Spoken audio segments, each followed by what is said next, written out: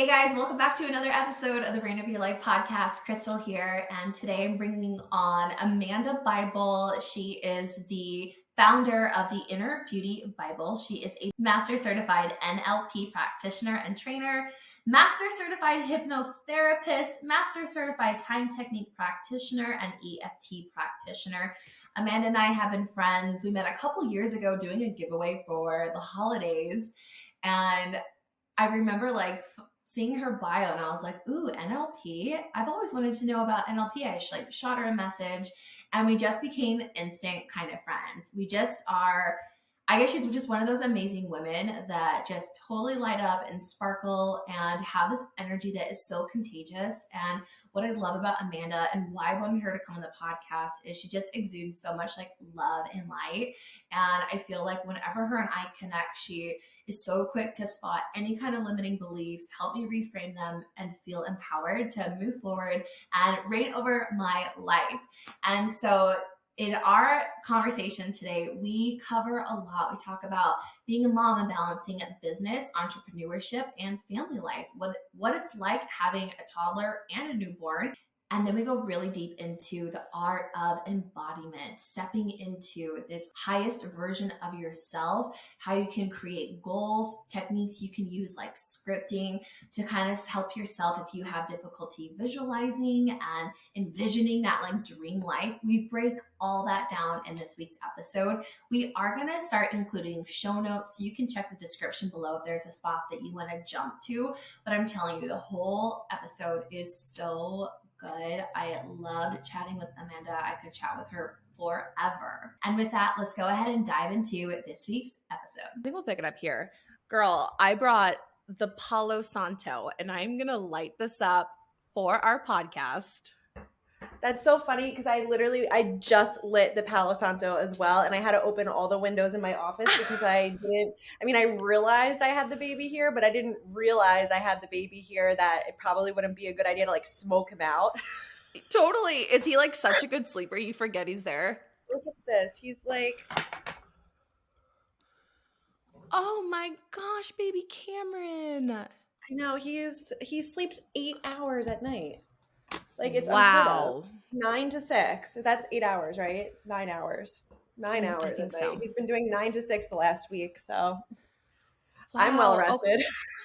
That is so amazing because you have 2 under 2. Is that right? Julian's not quite yet 2. He's going to be 2 on December 23rd. So yes, 2 under 2. Okay.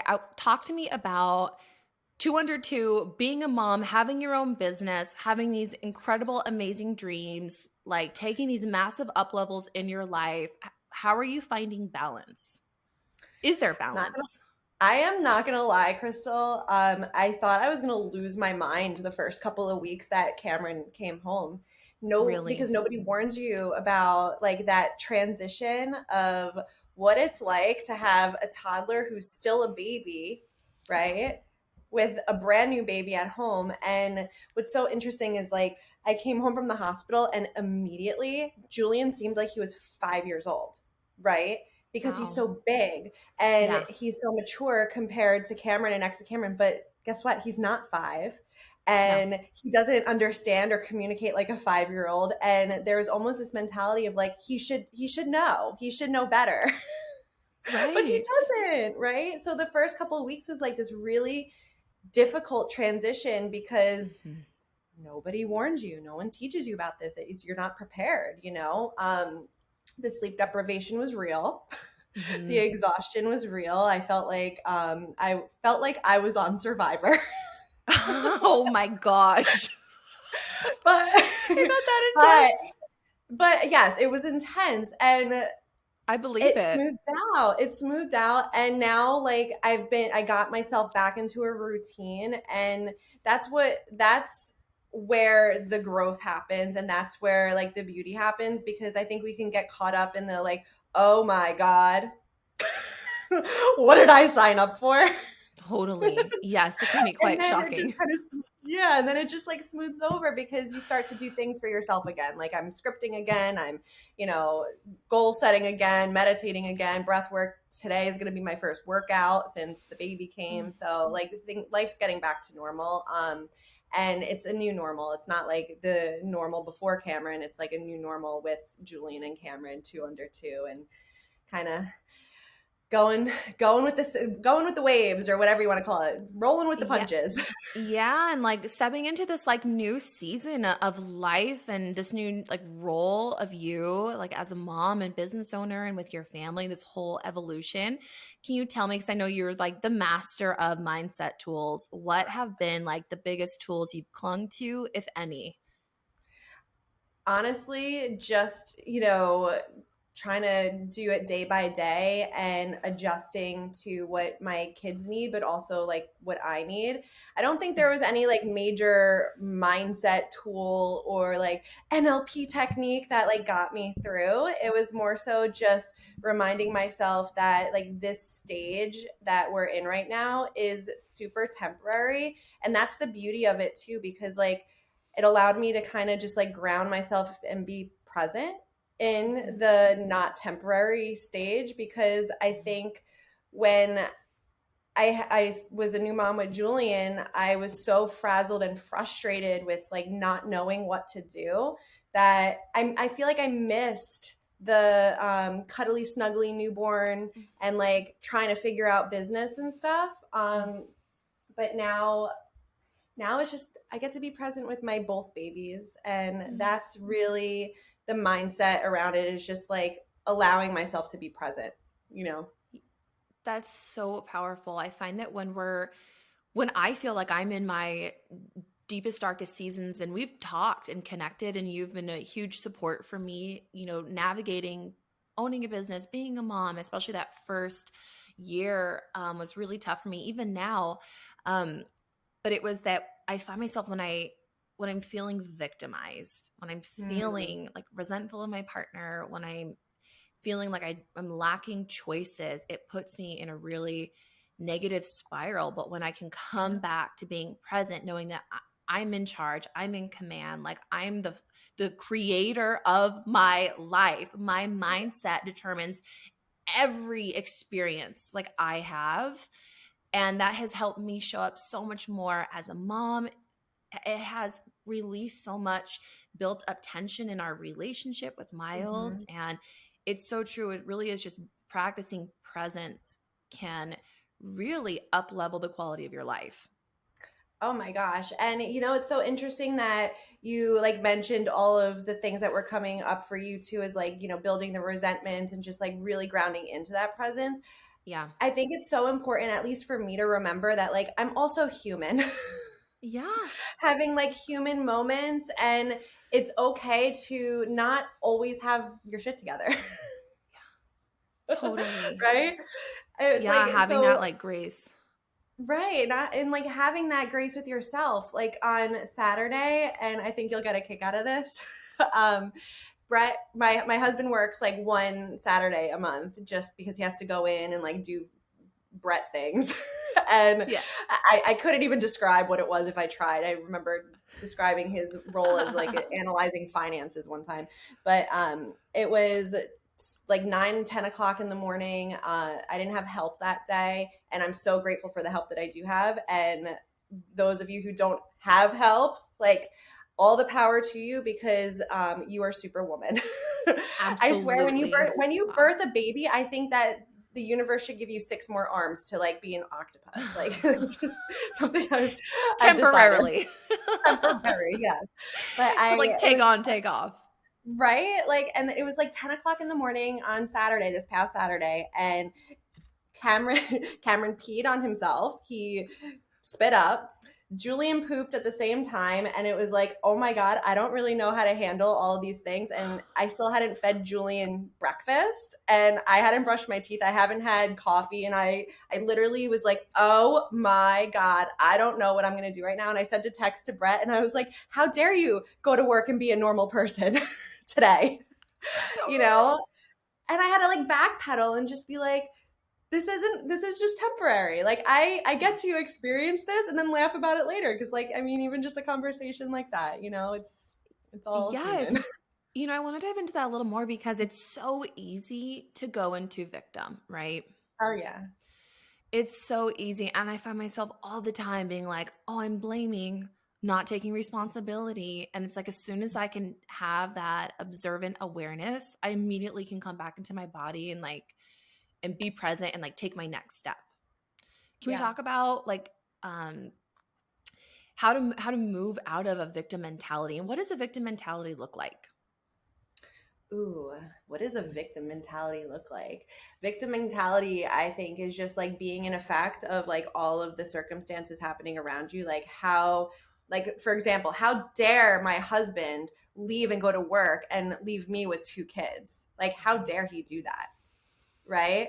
Instead of shifting to, instead of being in that mentality, shifting to the like, wow, like this is a lot. I'm learning a lot. Now I know that I can, you know, take care of Cameron, put him in the crib, then work on being with Julian, and then, you know, figure it out from there. And it's all a learning experience. And I know better for next time, or I can use this for next time. And that's more so shifting from the victim to being responsible for the outcome. So in going back to the example from Saturday, like I stayed in that victim mindset, which is so unlike me, for longer than I typically do. And I started to feel like that anxiety and like that the like tension like in my neck and my shoulders, and also like that grossness in my heart, like who, like what am I, like what is this right now, you know? And I realized in that moment, like, I don't have it figured out. And like, that's okay. Like, that's okay. I'm allowed to ask for help. I'm allowed to say like, I don't know what I'm doing. And it also gave me the opportunity to show up for my kids in a way that I never have before. You know what I mean? And it sounds like showing up for yourself too. And, like knowing that when we're in these seasons where we're just like stretched and pulled apart. And I mean, as we know, like when we give birth, we're birthing a new identity ourselves. Yep. And a mother of 1 is different than a mother of 2. Right? So just having that, I mean, I don't know, I'm asking, but it sounds like it is a whole new game. And having like, knowing that, coming back to like leaning in your tools and just like remembering like when you have the power of choice, ask for support, and like ground into like that moment of, I always like come back to just like feeling love. That has been like the biggest thing. I've been reading Marianne Williamson's The Law of Divine Compensation. Have you read that book? I didn't read that book, but I love Marianne Williamson. I highly recommend that book. I just finished it last night, and it was just this. It's like, be grateful, clean up your mess. Clean up your messes like where you need to, have fun, and like pray for guidance. Like that was really like her 4 key takeaways of living a life of divine compensation, abundance. And, you know, I've just thought so much about that, where like when I'm showing up and I'm present, I get to be playful. I get to have fun. And speaking of like how it feels in the body, my heart feels open. My shoulders are back. I'm smiling. Like I'm just feeling this radiant joy. First, when I'm in this like victim, or I'm resentful of my partner, you know, I carry that so differently in the body. I know you're really passionate about embodiment, and I want to dive into that a little bit more, because I know we've worked together about embodiment 1-to-1. I actually did some embodiment before we filmed this podcast today, but I want to throw it on the floor. If people aren't familiar with embodiment, what is it? Oh my gosh, embodiment has so many different layers, and it's just such a special topic, because when you think about embodiment, it's not so much just like being present. It's about really understanding that like evolution process, that transformation, the version of you that you aspire to be like, and taking threads of those characteristics and those actions and those ways of being and implementing them on a daily basis. Because once those are, you know, really truly, like, I don't want to say like acting as is, because I mean, not as is. What is the saying I'm trying to come up with? Acting like as fake it till you make it, or okay. Fake it till you make it, acting as if, something to that effect. Yeah, fake it till you make it. It's not faking it till you make it. It's truly like taking those tools or taking those characteristics and being them, because that being is truly what creates that like heart expansion. That's what creates that connection to your higher self, or that next level. I call my higher self Posh Spice. So when I think about like my Posh Spice and like her way of being, it's like she's a badass mom. So I get to define what being a badass mom looks like. Yeah. And taking those steps on a daily basis, because in a week, 2 weeks, in a month from now, when I continue to take those actions, guess what? Like I'm there. I've become her, you know? Yes. Now I know some exercises that I love to do is to really write out. I love to do this at the end of the year, really like every month, but like always, like we do our New Year rituals, and I always come down to this like journal prompt, but I always write out like, who do I want to be? Like, what routines do I want to have? Like, who do I want to become this next year or this next month or today? Right? Like, what does she look like? How does she dress? What does she eat? What are her routines? Like, how does she speak? How does she show up? What car does she drive? Like, I try to get really specific when I'm kind of painting like my perfect day. And we did this exercise like, oh my gosh, like a year ago. Oh my God, it was like a year ago. January. It was actually January. Yeah. Mm-hmm. And we did I think we did a time technique, like a 90-day push out into, in 90 days, who was I? And I remember seeing myself standing in this new house with like standing in white pants and heels. And I remember having like these gold rings, because you always say like, be really descriptive, like pay attention to the details, because the little details really, really matter. Oh, I got chills everywhere just saying that. So I'm like, I'm wearing these white pants, I'm wearing these heels, which is unusual because I always wear athletic wear. I'm very much like, I live in athletic wear, like the cute athletic wear. And I had these gold rings and I had these side bangs and this gold hair. And I look down this hallway and I see my daughter like trying to walk, and she wasn't yet walking yet, with a nanny who had curly hair, who was different than the current nanny we had. And the big things I saw in that me 90 days from now was, well, I had different hair, but like we had moved. We had different source of support to support me. And I had like elevated into this version of myself that I always like see myself wanting to become, right? So what did I do? I cut bangs that night. I remember that. I cut bangs. Yeah, absolutely. I go, I'm going to be her. I want that life. Like I want that. I want that, and I can have it. And I remember after our session, I just like journaled out what I was going to do to get there, right? Needed to text my landlords we were moving, needed to start that process. Like, I knew I was going to have like the RxL live launch event, like reached out to my team and got that in motion. And I ordered gold rings and put them on. And it was, it was just so powerful, because there have been 2 moments where all of a sudden I'm standing on stage speaking, or I'm at the RxL live event, and all of a sudden I come back to that moment. It'll just like ping me, and I'm in the white pants, and I got the gold rings, and I have the bangs, and I have the gold hair. And guess what? I'm in that office right now that I saw in that visualization. I saw exactly how I saw it. Our nanny, curly hair, exactly as I saw it. So working in these embodiment practices are so powerful, because it felt like for me, there was my guiding star. Like that was my true north. I knew where I was going, and I knew some steps that I could immediately take to get there. Yeah, totally. And something that you mentioned too, it wasn't like you had to like purchase a YSL bag or go out and buy the pair of Louboutins to truly embody who you are. It was making sure those little details in who you were being were what you were embodying, what the hair looked like, what the nails looked like, what kind of outfit you were wearing. And I guess like for me, it's always been the power in the little details, because those details are really what create that really clear crystal vision. I'm looking at you, I'm like, crystal clear vision, clear crystal.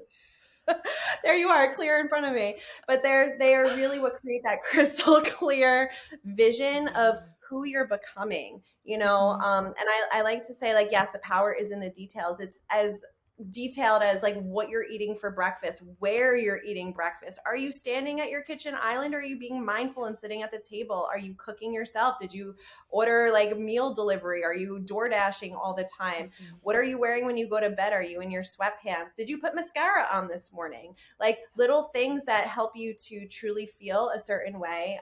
Something for me that has helped a lot with embodiment too is grounding into a scent.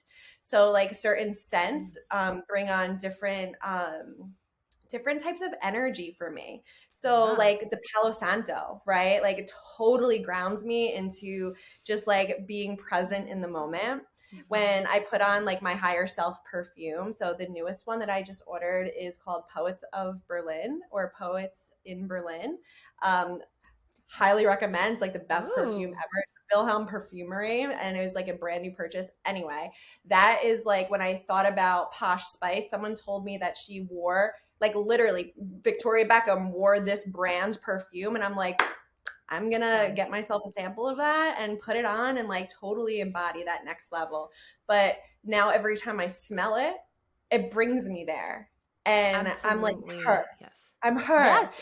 And that's something you can do every day.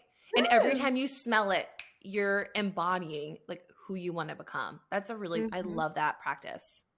Yeah. And like, and even taking it a step further, like if your next level person or the person that you're wanting to become is like super clean and organized, and right now you walk into your bedroom and there's like shit everywhere. Sorry, am I allowed to curse? Yeah, you can say what you want, girl. And there's like stuff everywhere. Maybe just taking a second in the morning to make your bed. So every time you come into your room, you're feeling clean and organized. Or maybe it's just like adding something really special or a personal touch to your bedroom that like makes you feel really like elevated, you know? So with like decorating my office, it was just about adding splashes of color. That's so beautiful. Can you walk us through, because I'm sure everyone's listening like, oh my God, how do I embody? Like, how do I even get in touch with this, higher version of myself, this person I want to be? I don't even know the next steps. Can you kind of guide us where someone would begin? Ooh, so instead of like looking 3 months out, I would look just like a month out. How do you want to feel? And sometimes you can't visualize what that looks like, but you can get in touch with those feelings. And for me, like if I'm thinking about like, oh, I want to feel happy 30 days from now. Okay, so what does happiness look like? And the first thing that pops into my head is yellow, which is so interesting. So yellow, maybe adding more yellow into your wardrobe or into your home or things like that. Maybe it's listening to like the Pharrell Happy song or something to that effect. But thinking what those feelings are, I would break them down into like the actions that help you feel that way. Oh, that's so good. So thinking how you're focusing on feeling. You're saying like if you have especially if you can't visualize. Yeah, that's great. Are there, if you have trouble visualizing too, one thing I love to do is I love to journal. I find that just sitting down on my pink couch, taking a few deep breaths, a scent. I'm really big into like my incense, Palo Santo. You got me on the Palo Santo. And then my essential oils, and just like sitting down, taking a few moments to just connect in my body, create that sense of safety. And then I just go pen to paper and just write. And I find that, that can kind of help me just flow and just really connect with like an inner knowing and an inner guidance of like what is there. And then from there, I'll usually close my eyes and then paint the picture. Ooh, I love that. Yeah. So I really love like that technique. I really like that too. For me right now, like visualizing and taking those moments for myself, I like have the hot steaming cup of coffee. That's something that will never change for me. Like sit here with my hot coffee, wafting in the scent of, just strong coffee smell. And I think what that allows me to do is just like open up too. What you mentioned is scripting. Scripting out like what 30 days from now looks like for you, what 3 months from now looks like for you, and just being as vivid as possible when you're journaling, and there's something called like channeling too, where like you're literally just writing what comes to you as like you're not thinking about it. Like I'm not going to sit here and be like, okay, so what am I going to think about 30 days from now? It's just you're putting pen to paper and you're writing, you know? And a couple prompts that you can use are like, what does it look like? What does it sound like? What does it feel like? Those are so simple and usually the most expansive because it allows you to just be open-ended with it, you know? Yeah, that's so good. I want to chat more with you with goal setting because you were amazing at setting goals and really helped me create like 90-day action plans, right?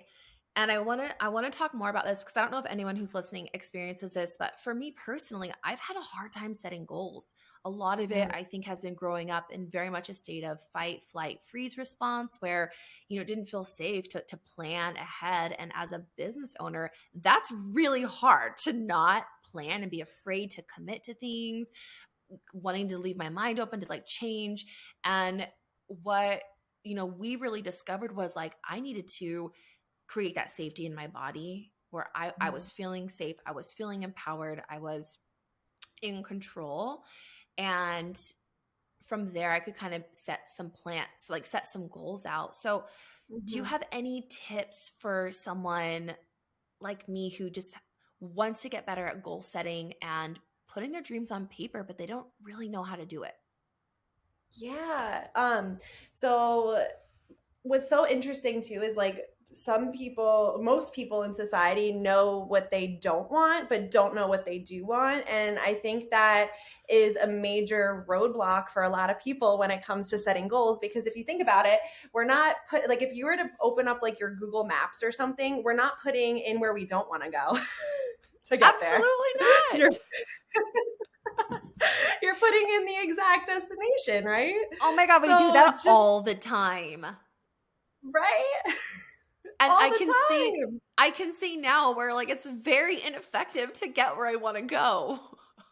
Right? So like you want to think about like what you do want. And that is like manifestation 101, like what you do want, not what you don't want. So I mean, coming from like the science of like all of that is it creates certain feelings inside of your body. Now, a tip when it comes to goal setting and how this is really important with goal setting, because I like to infuse both together, because I truly believe that if we are coming from a place of like an away motivation, meaning like, I don't want this, so I'm going to move away from it, then we don't really know where we're going, you know? Yes. But when we shift it towards what we do want, it creates like this next level, like momentum, motivation, just excitement. And for simple, easy goal setting, just make it specific and make sure that it's measurable. So, you can't measure something like happiness. However, you can measure something that brings you happiness, like the actions behind it. So to keep it really simple, make sure that the goal is like super specific. So we're not saying like, I want to leave my corporate job or I want to get out of debt, because those are negative goals, essentially. Like those are stated negatively.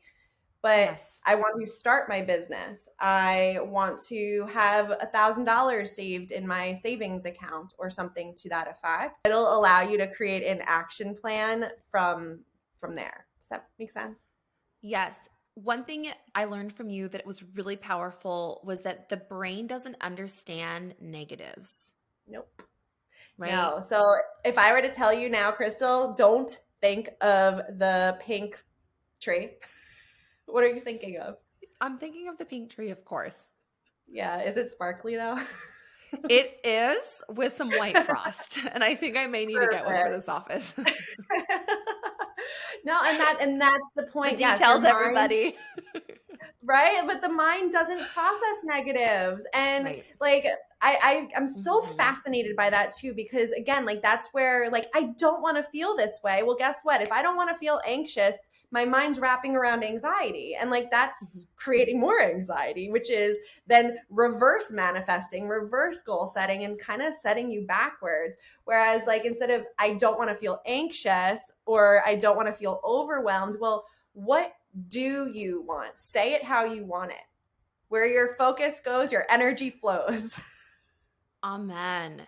What are some language that can be like, what's the most powerful language we can use in manifesting and embodiment?